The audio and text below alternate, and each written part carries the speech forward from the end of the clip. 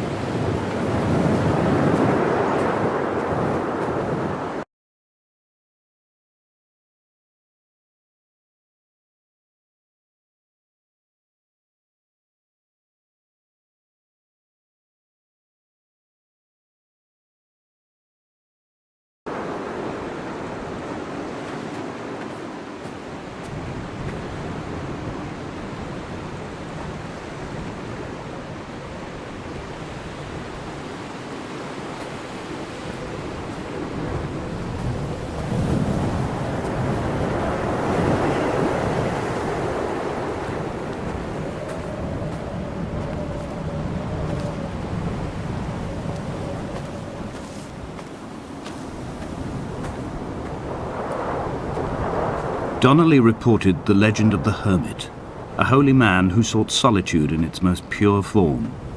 Allegedly, he rode here from the mainland in a boat without a bottom, so all the creatures of the sea could rise at night to converse with him. How disappointed he must have been with their chatter. Perhaps now, when all that haunts the ocean is the rubbish dumped from the tankers, he'd find more peace. They say he threw his arms wide in a valley on the south side, and the cliff opened up to provide him shelter. They say he died of fever 116 years later. The shepherds left gifts for him at the mouth of the cave, but Donnelly records they never claimed to have seen him. I have visited the cave and I have left my gifts, but like them, I appear to be an unworthy subject of his solitude.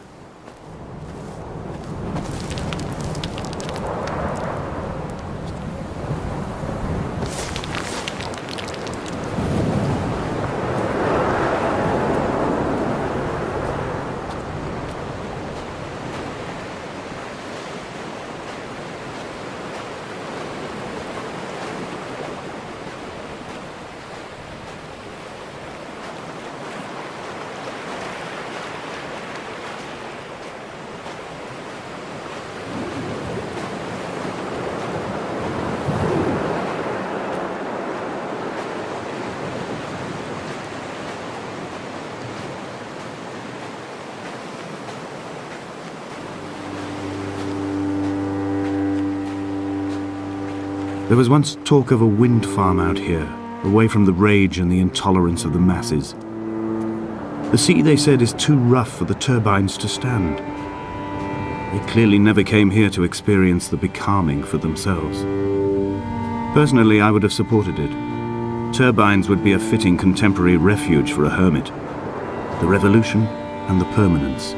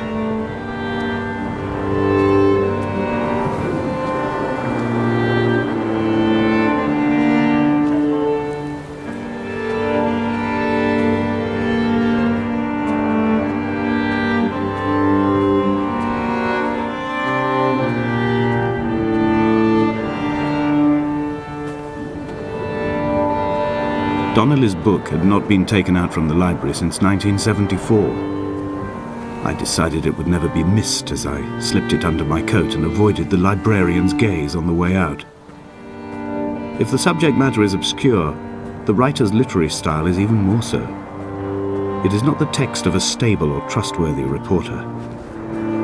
Perhaps it is fitting that my only companion in these last days should be a stolen book written by a dying man.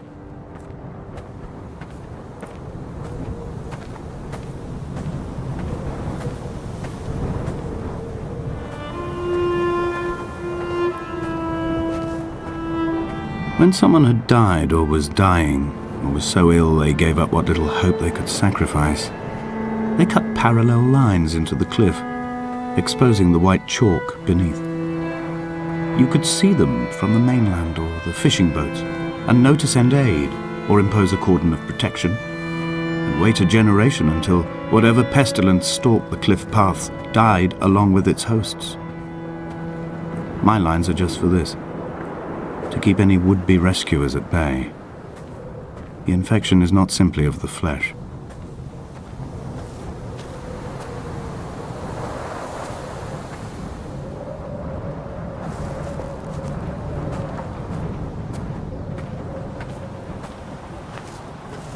They were God-fearing people, those shepherds. There was no love in the relationship. Donnelly tells me that they had one Bible that was passed around in strict rotation. It was stolen by a visiting monk in 1776, 2 years before the island was abandoned altogether.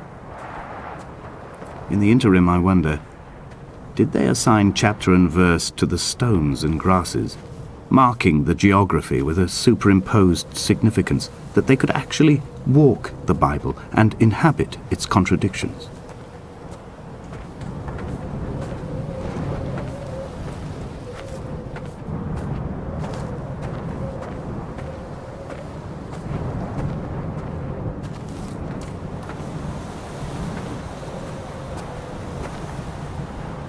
Dear Esther, I met Paul. I made my own little pilgrimage. My Damascus, a small semi-detached on the outskirts of Wolverhampton. We drank coffee in his kitchen and tried to connect to one another. Although he knew I hadn't come in search of an apology, reason or retribution, he still spiraled in panic, thrown high and lucid by his own dented bonnet. Responsibility had made him old. Like us, he'd already passed beyond any conceivable boundary of life.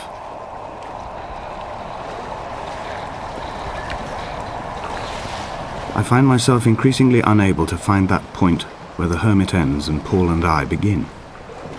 We are woven into a sodden blanket, stuffed into the bottom of a boat to stop the leak and hold back the ocean. My neck aches from staring up at the aerial. It mirrors the dull throb in my gut where I am sure I've begun to form another stone. In my dreams, it forms into a perfect representation of Lot's wife, head over her shoulder, staring along the motorway at the approaching traffic in a vacuum of fatalistic calm.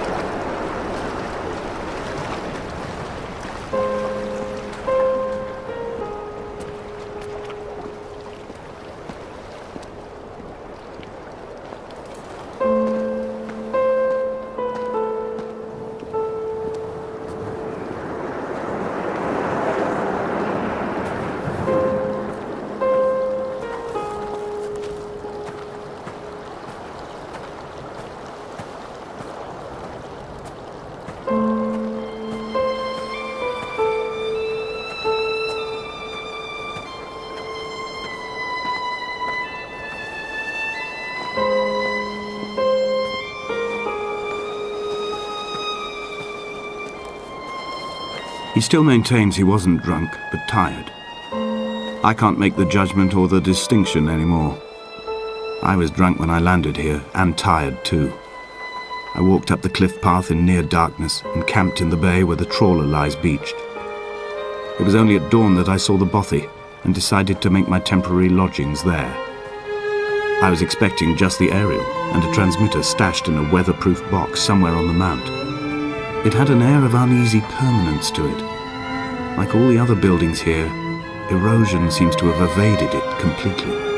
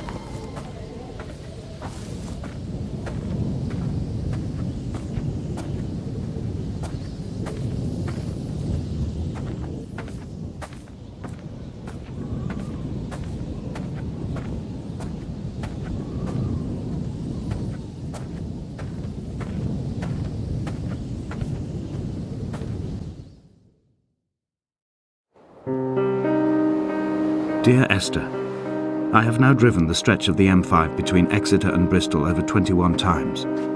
But although I have all the reports and all the witnesses, and have cross-referenced them within a millimetre using my Ordnance Survey maps, I simply cannot find the location. You'd think there would be marks to serve as some evidence.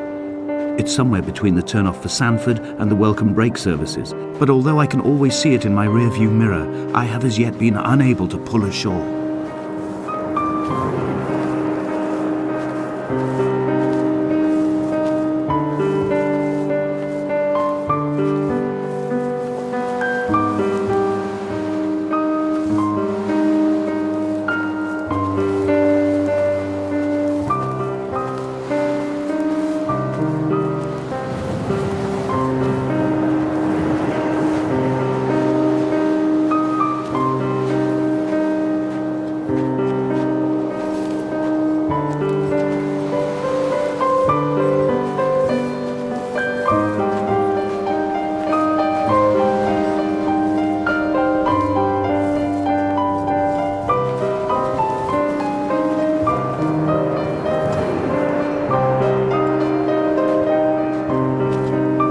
I had kidney stones and you visited me in the hospital.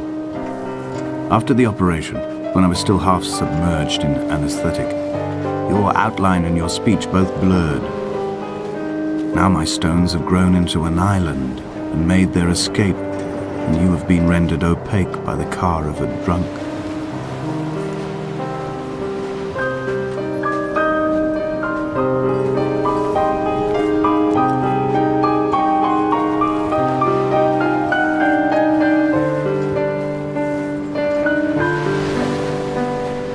There must be a hole in the bottom of the boat.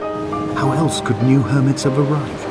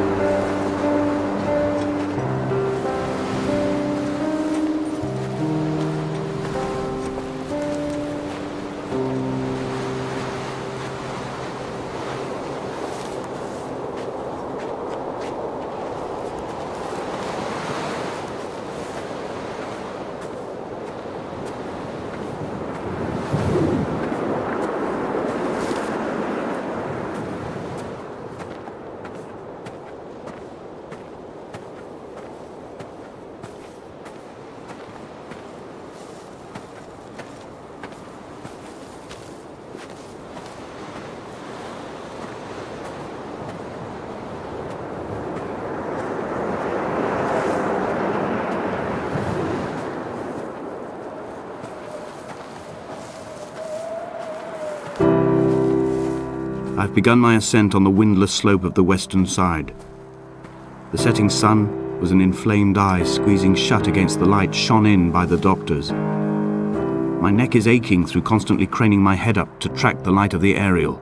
I must look downwards, follow the path under the island to a new beginning.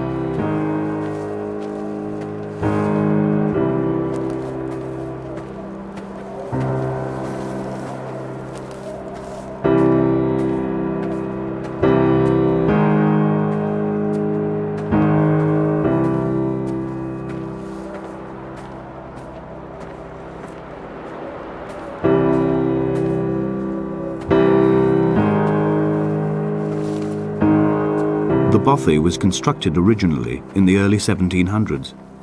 By then, shepherding had formalized into a career. The first habitual shepherd was a man called Jacobsen, from a lineage of migratory Scandinavians. He was not considered a man of breeding by the mainlanders. He came here every summer whilst building the bothy, hoping eventually that becoming a man of property would secure him a wife and a lineage. Donnelly records that it did not work. He caught some disease from his malcontented goats and died 2 years after completing it. There was no one to carve white lines into the cliff for him either.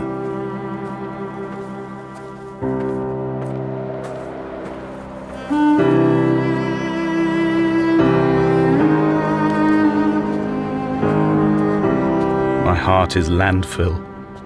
These false dawns waking into the still never light. I sweat for you in the small hours and wrap my blankets into a mass. I've always heard the waves break on these lost shores, always the gulls forgotten. I can lift this bottle to my ear, and all there ever is for me is this Hebridean music.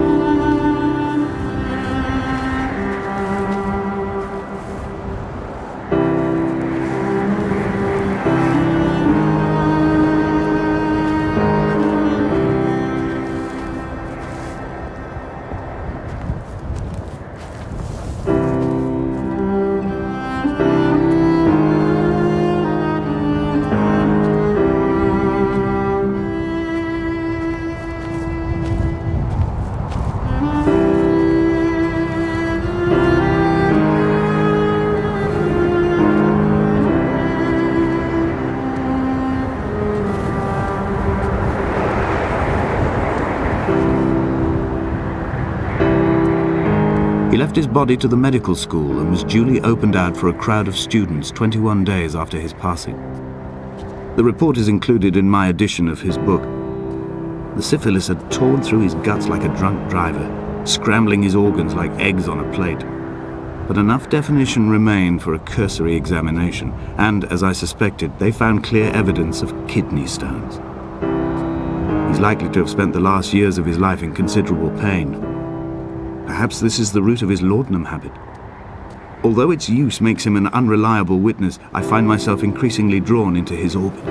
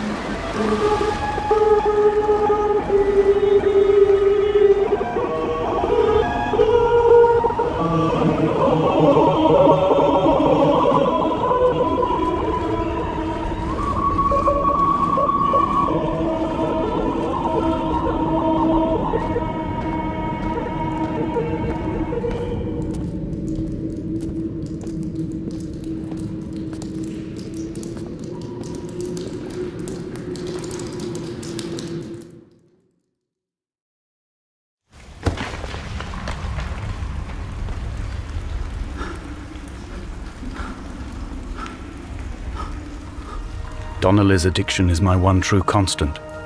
Even though I wake in false dawns and find the landscape changing, flowing inconstantly through my tears, I know his reaching is always upon me.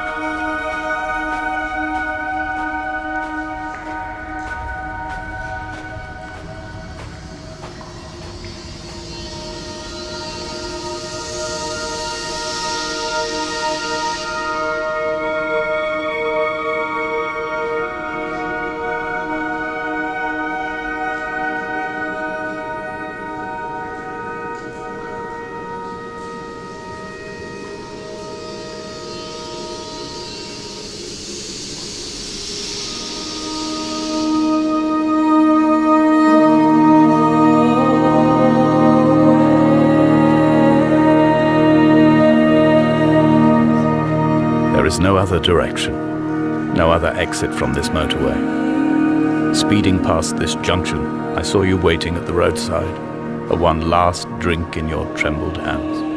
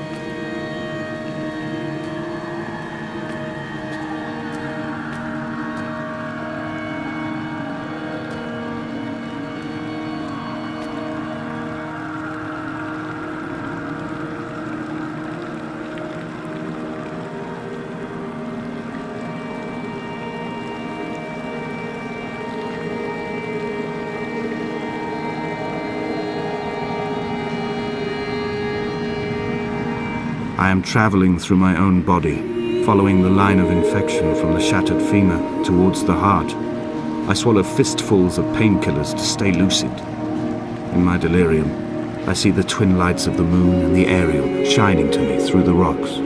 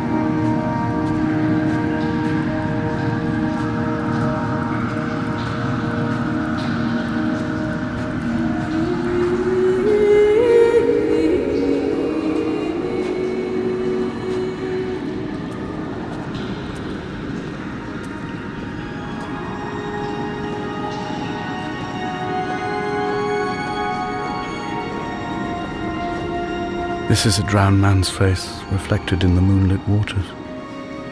It can only be a dead shepherd who has come to drunk drive you home.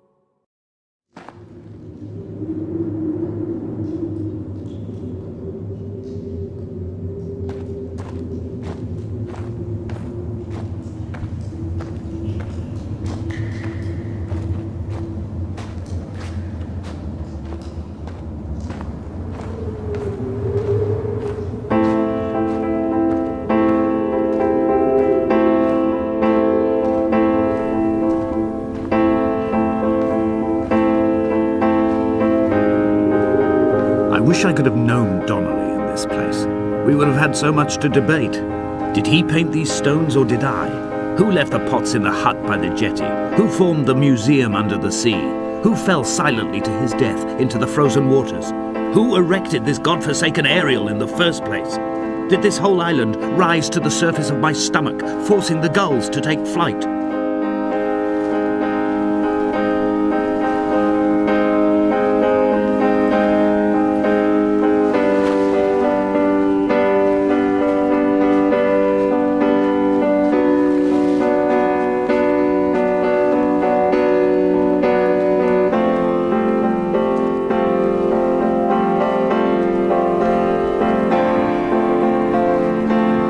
Fire and soil, I chose fire. It seemed the more contemporary of the options, the more sanitary. I could not bear the thought of the reassembly of such a ruins. Stitching arm to shoulder and femur to hip, charting a line of thread like traffic stilled on a motorway, making it all acceptable for tearful aunts and traumatized uncles flown in specially for the occasion. Reduce to ash, mix with water, make a phosphorescent paint for these rocks and ceilings.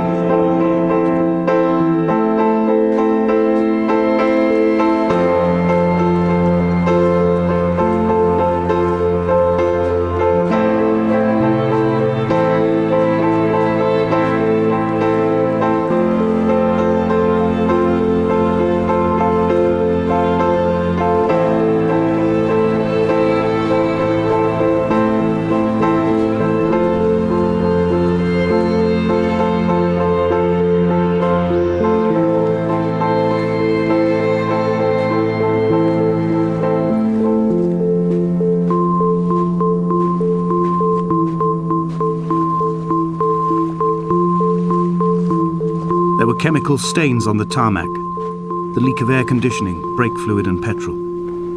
He kept sniffing at his fingers as he sat by the roadside, waiting as if he couldn't quite understand or recognize their smell. He said he'd been travelling back from a sales conference in Exeter. He'd stopped for farewell drinks earlier, but had kept a careful eye on his intake. You could hear the sirens above the idling traffic.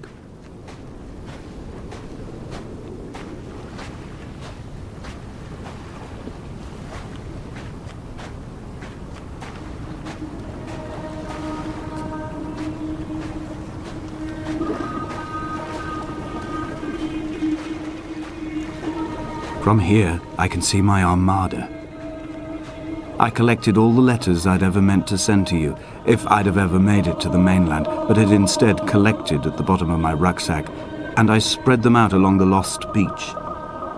Then I took each and every one, and I folded them into boats. I folded you into the creases, and then, as the sun was setting, I set the fleet to sail. Shattered into 21 pieces, I consigned you to the Atlantic, and I sat here until I'd watched all of you sink.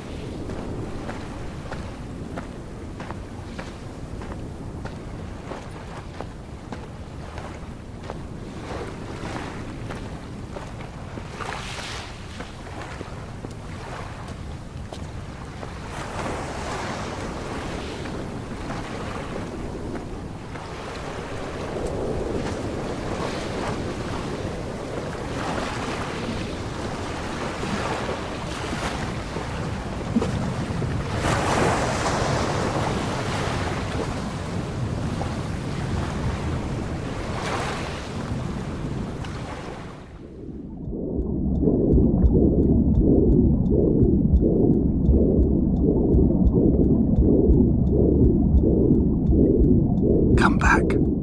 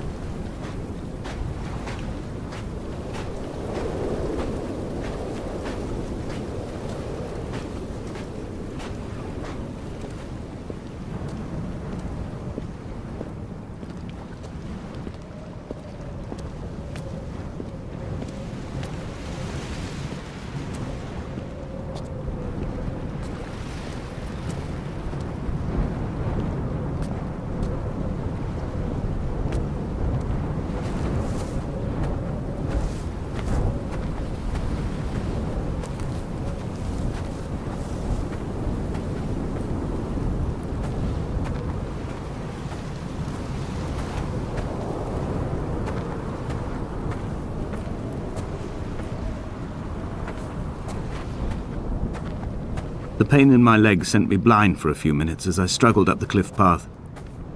I swallowed another handful of painkillers, and now I feel almost lucid. The island around me has retreated to a hazed distance, whilst the moon appears to have descended into my palm to guide me. I can see a thick black line of infection reaching for my heart from the waistband of my trousers. Through the fugue, it's all the world like the path I have cut from the lowlands towards the aerial.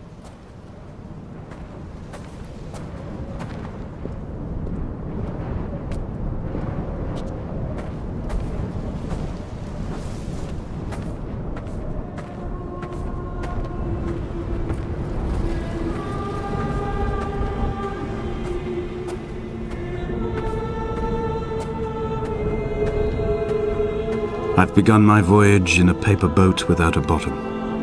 I will fly to the moon in it. I've been folded along a crease in time, a weakness in the sheet of life. Now you've settled on the opposite side of the paper to me.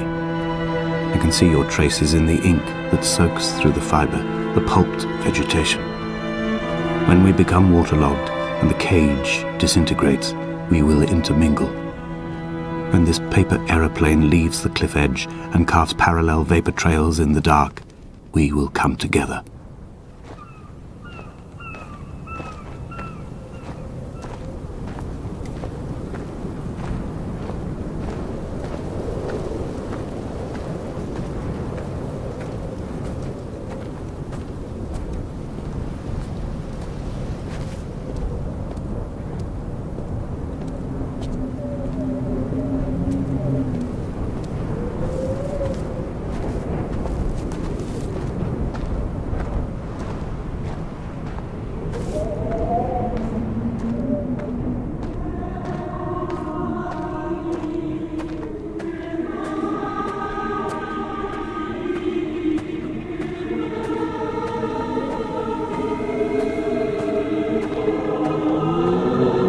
only Donnelly had experienced this, he would have realized he was his own shoreline, as am I.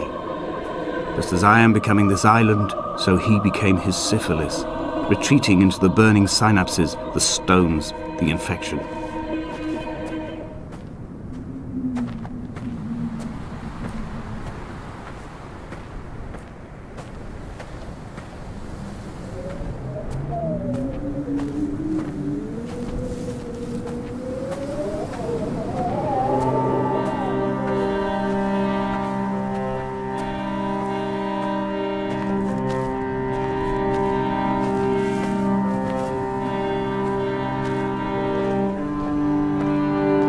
Headlights reflected in these retinas. Too long in the tunnels of my island without a bottom. The sea creatures have risen to the surface, but the gulls are not here to carry them back to their nests. I've become fixed, open and staring, an eye turned on itself. I've become an infected leg whose tracking lines form a perfect map of the junctions of the M5. I will take the exit at mid-thigh and plummet to my Esther.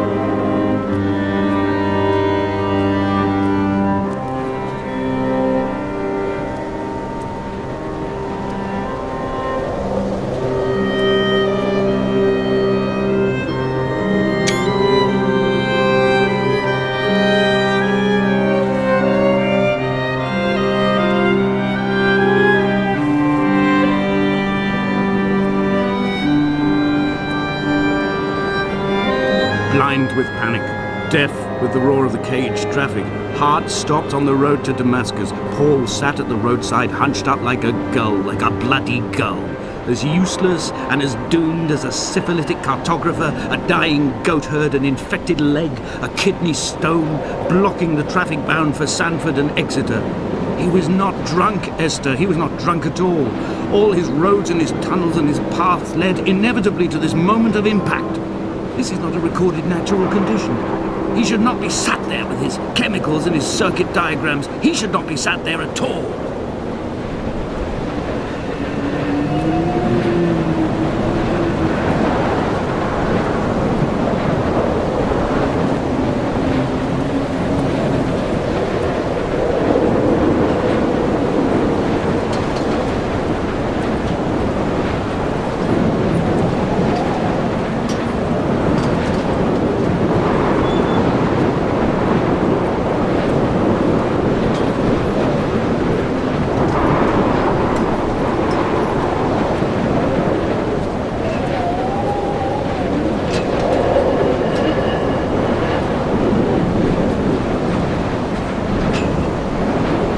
Run out of places to climb. I will abandon this body and take to the air.